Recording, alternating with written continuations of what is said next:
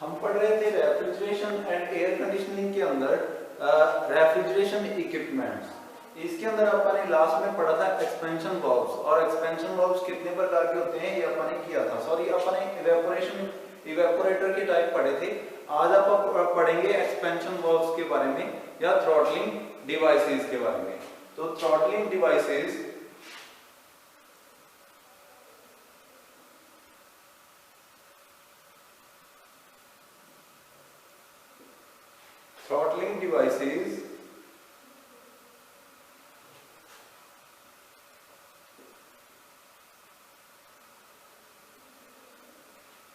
जा इनको बोलते हैं, और एक्सपेंशन वाल्व्स, थ्रॉटलिंग डिवाइसेस जा इसको बोलते हैं expansion valves.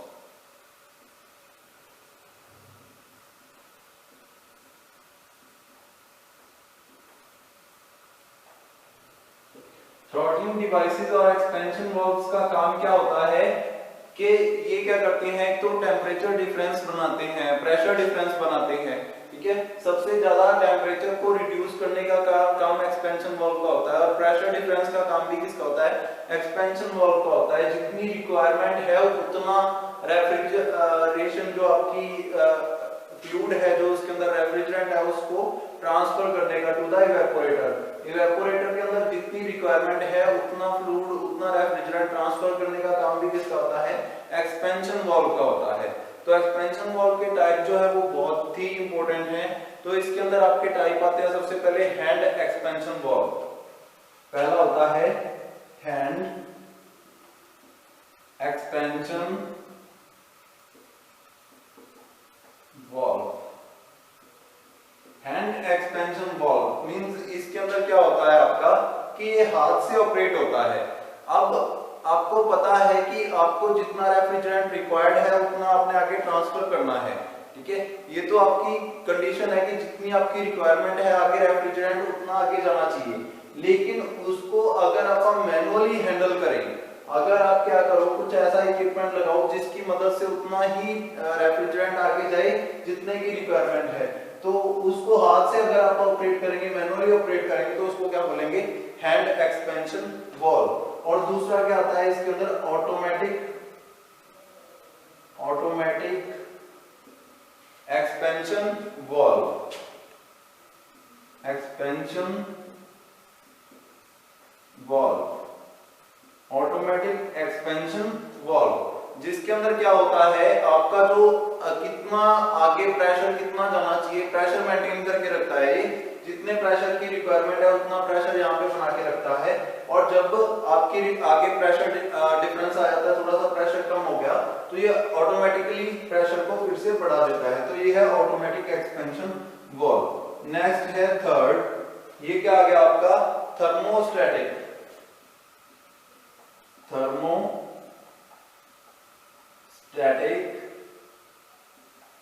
Expansion valve. Thermostatic expansion valve, जिसमें थर्मल पावर जो है वो कनेक्टेड होती है टू ऑपरेट द जो आपका एक्सपेंशन वाल्व है उसको ऑपरेट करने के लिए। नेक्स्ट है fourth, low sided float valve. Low sided float valve. Float valve होता है जिसके अंदर एक फ्लोट होती है। फ्लोट जो होती है जो किसी चीज के ऊपर तैर रही है, फ्लोट वाल्व होता है एक, जिसके बारे में जब आप इसके बारे में डीप पढ़ेंगे तब आप इसके बारे में करेंगे कि फ्लोट वाल्व कौन से होते हैं। और फिफ्थ होता है इसके अंदर हाई या हाई साइडेड, जा इसको बोलते हैं high temperature sided. High sided float valve, high sided float valve. और सिक्स्थ है आपका इसके अंदर, लास्ट है, वो है कैपिलरी ट्यूब। बहुत ही इंपॉर्टेंट है कैपिलरी ट्यूब।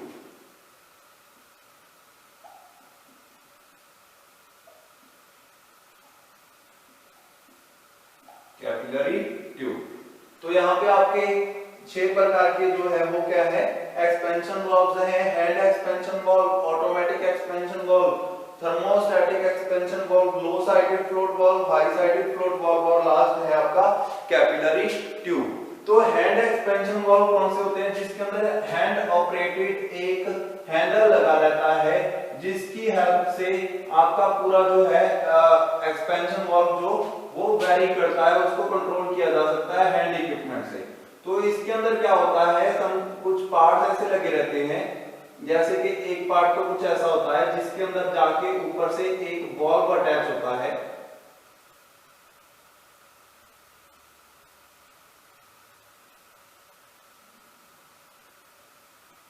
वो वाल्व जो रहता है यहां से ये इनलेट है इसकी और इस तरफ से ये आउटलेट है। ठीक है, डायग्राम अलग अलग मिलेंगे हर बुक के अंदर आपको, तो आपको कैसा किस तरीके से बनाना है आप लोग देख लेना। तो यहाँ पे क्या होता है, हर बुक के अंदर डायग्राम अलग मिलेंगे, आप कैसे भी बना सकते हो। जस्ट आपको उसकी वर्किंग बता देता हूँ कि कैसे वर्क करता है। यहाँ पे इसके ऊपर एक हैंडल लगा रहता है, वो हैंडल जो होता है यहाँ पे इसके अंदर क्या रहते हैं आपके स्क्रू रहता है जिसकी मदद से उसको टाइट किया जा सकता है, हैंडल को या लूज किया जा सकता है। ठीक है, अब इस पॉइंट के ऊपर यहां से क्या होता है, एक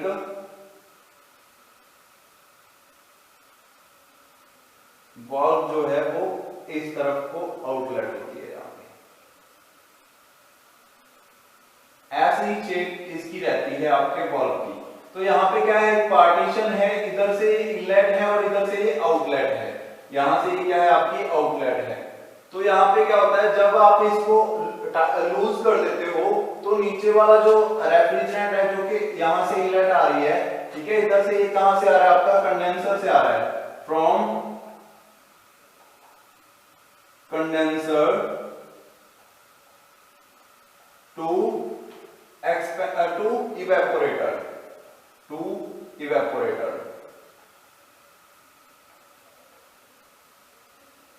इवेपोरेटर की ओर जा रहा है और कंडेंसर से आ रहा है।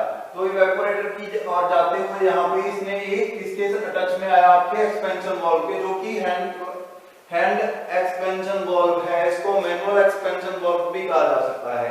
तो इसको जब आप लूज करेंगे, थोड़ा सा, कितना लूज करना है, जितनी अपनी रिक्वायरमेंट है। मींस यहाँ पे क्या होगा, थोड़ा सा गैप होगा इन दोनों के बीच में, थोड़ा सा गैप है यहाँ पे। उस गैप के अंदर से क्या हो रहा है, आपका जो रेफ्रिजरेशन है वो क्रॉस कर रहा है। थोड़ा सा गैप है यहाँ पे, बिल्कुल ही मामूली सा।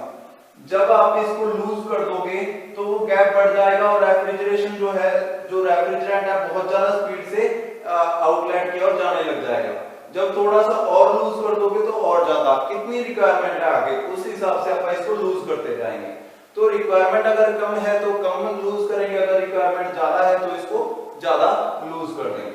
तो ऐसे आप इसको, जब आप इसको मैनुअली हैंडल करना पड़ता है। अगर आपने आगे चल के जहां पे रेफ्रिजरेशन हो रही है इवेपोरेटर के अंदर, आपने कुछ लोड ज्यादा कर दिया, वहां पे आपने कुछ नया सप्लाई कर दिया वहां पे, जिसको कूलिंग करना पड़ेगा, अपनी रिक्वायरमेंट बढ़ गई, तो आपको मैनुअली इसको लूज करना पड़ेगा ताकि वहां पे रेफ्रिजरेशन और इंक्रीज किया जा सके। तो मैनुअली ऑपरेटेड है। नेक्स्ट इसके अंदर आता है आपका, ये है हैंड कंट्रोल, सॉरी, इसको अपना, ये कौन सा है आपका, hand expansion valve. Hand expansion valve की जो कमियां है इसके अंदर वो क्या है, एक तो इसको जब आपने ऑपरेट करना है तो इसके ऊपर एक बंदा, एक मैन पावर इसके ऊपर ही रहनी चाहिए। तो इसको क्या है, एक मैन पावर इसके ऊपर ही रहेगी, क्योंकि इसको बार बार कभी तो इसको लूज करना है, कभी टाइट करना है। तो वन मैन पावर की इसको हमेशा रिक्वायरमेंट रहती है। ये आ गया हैंडल और ये आ गया आपका बॉडी इसकी, ये आ गया फ्रॉम कंडेंसर, ये आ गया टू इवेपोरेटर और ये आ गया वाल्व। यहां पे ये क्या है आपका वाल्व।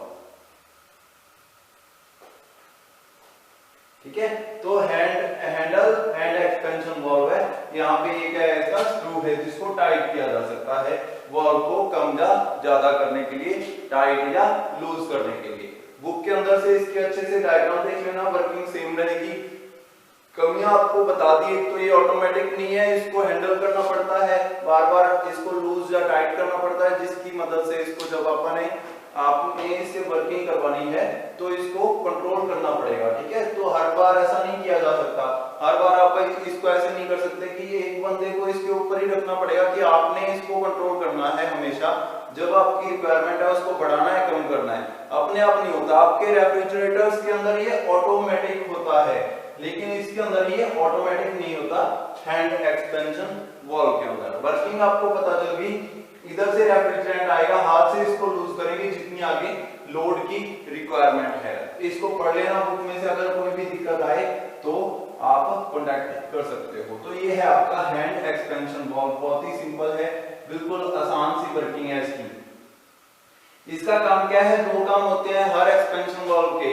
एक तो रेफ्रिजरेंट की रिक्वायरमेंट के हिसाब से उसको आगे ट्रांसफर करना, दूसरा इसका काम होता है आपके जो रेफ्रिजरेशन सिस्टम है उसके अंदर प्रेशर डिफरेंस बनाना, मींस प्रेशर को रिड्यूस कर देना। बहुत ज्यादा प्रेशर रिड्यूस होगा तो उसके अंदर क्या होगा, आपका टेम्परेचर अपने आप रिड्यूस हो जाएगा।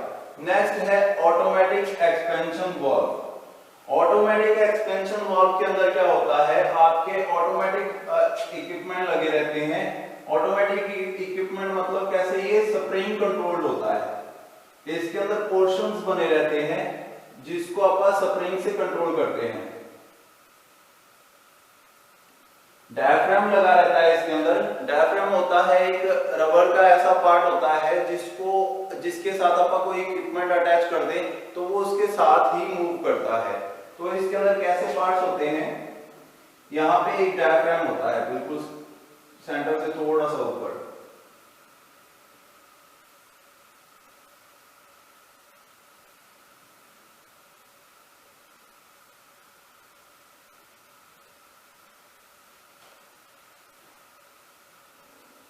इसको रफी कर देता हूं मैं। इस डायफ्राम का काम क्या है, ये प्रेशर को, अब इसमें से रेफ्रिजरेंट क्रॉस नहीं कर सकता, लेकिन जब इस पे प्रेशर डालेगा रेफ्रिजरेंट तो ये अपनी शेप चेंज कर लेगा। अगर इसके ऊपर नीचे से रेफ्रिजरेंट प्रेशर डालेगा तो ये ऐसी शेप हो जाएगी, इसकी ऊपर की ओर चला जाएगा, लेकिन ये लीक नहीं करेगा, मतलब कि रेफ्रिजरेंट को ऊपर की ओर नहीं जाने देगा। ऊपर की ओर रेफ्रिजरेंट नहीं है, लेकिन इसको आप ऐसे ऊपर की ओर ये मूव कर सकता है। ऊपर से इसके ऊपर फोर्स डालता है एक स्प्रिंग, लोडेड स्प्रिंग। अब इसको बार बार आपको चेंज करने की जरूरत नहीं है, आप इसकी सेटिंग्स एक बार करके रख सकते हो अपने लोड के हिसाब से, उसके बाद ये उसको खुद मेंटेन करेगा उतने प्रेशर को, इसीलिए इसको ऑटोमेटिक कहा जाता है।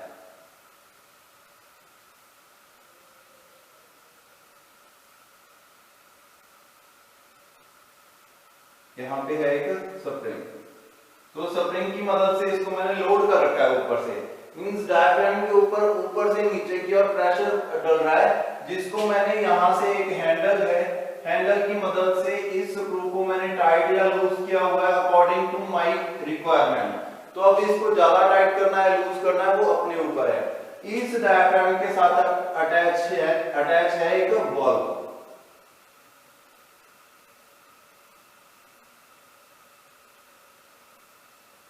इस वाल्व का काम क्या है, ये कंट्रोल करता है आपके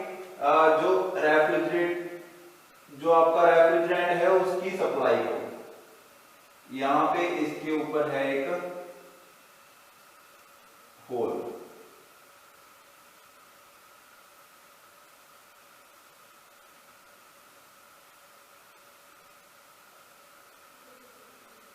ठीक है।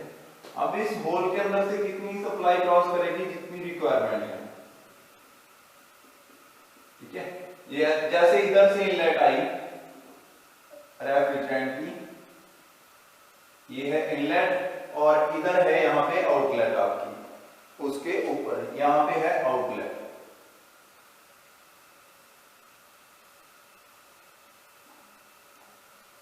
और ये है इनलेट।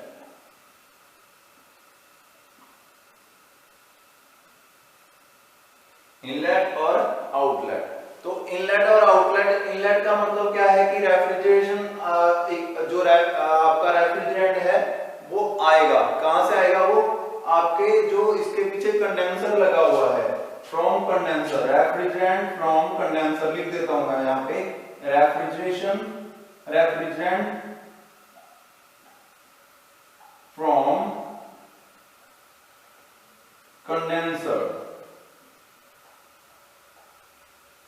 कंडेंसर से रेफ्रिजरेशन की इनलेट हो रही है, यहाँ पे रेफ्रिजरेंट एंटर करेगा और जब यहाँ से स्प्रिंग से मैंने इसको लोड कर रखा है डायफ्राम को, तो डायफ्राम क्या करेगा, बॉल को नीचे की ओर धकेलेगा।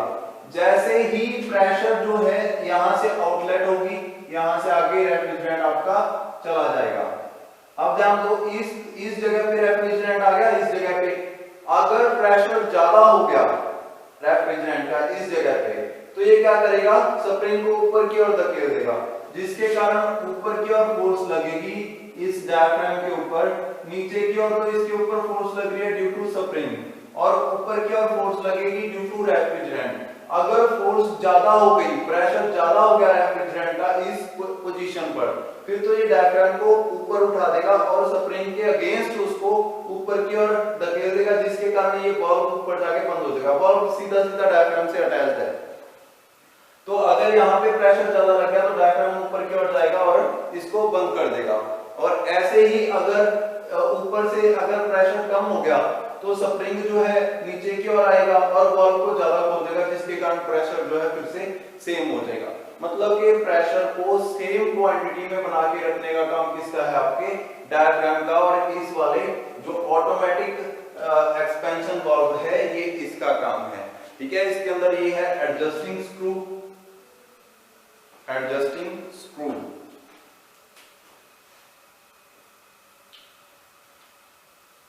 एडजस्टिंग स्क्रू,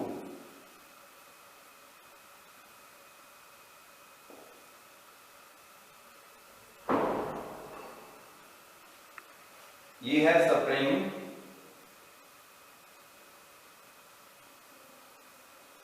इसके नीचे ये वाला है आपका डायफ्राम। डायफ्राम के बारे में आपको पता चला, ये ऐसा मटेरियल है, ऐसी चीज है जिसको आप नीचे से प्रेशर डाल सकते हो लेकिन ये लीक नहीं होगा, लेकिन ये अपनी शेप चेंज कर लेगा।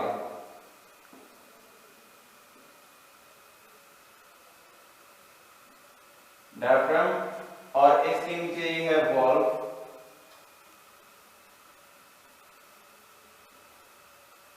ठीक है। तो ये सारे इक्विपमेंट्स हैं। आउटलेट टू द किसको जाएगी, ये इवेपोरेटर, टू इवेपोरेटर,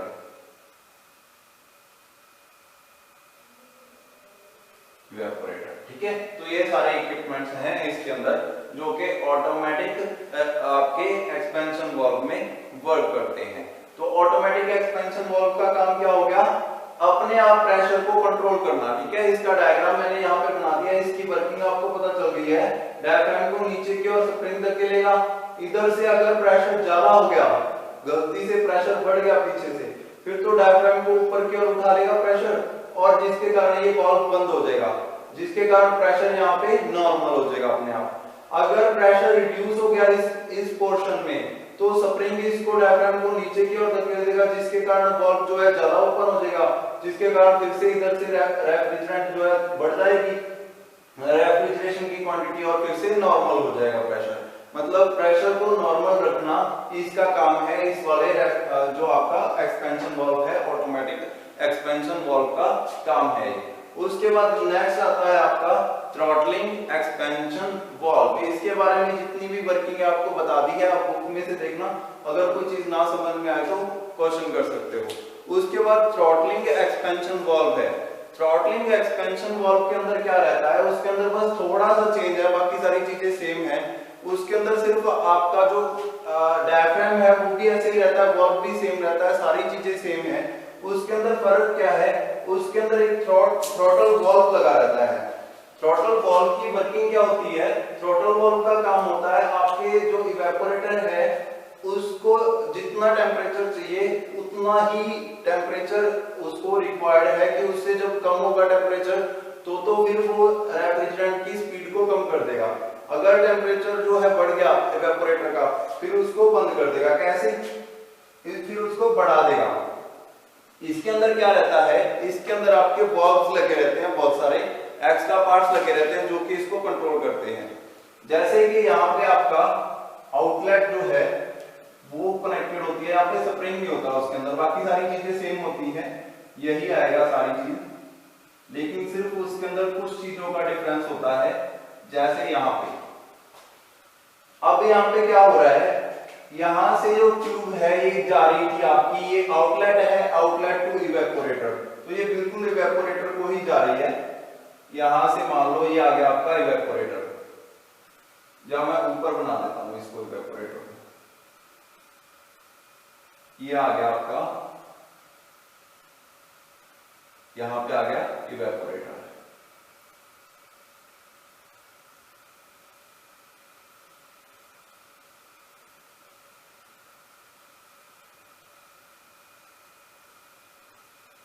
ठीक है, इवेपोरेटर के बाद ये वाला जो आपका आगे ट्यूब जो है, इवेपोरेटर के बाद ये कहां चली जाएगी, ये चली जाएगी आपकी फिर से कंप्रेसर के अंदर।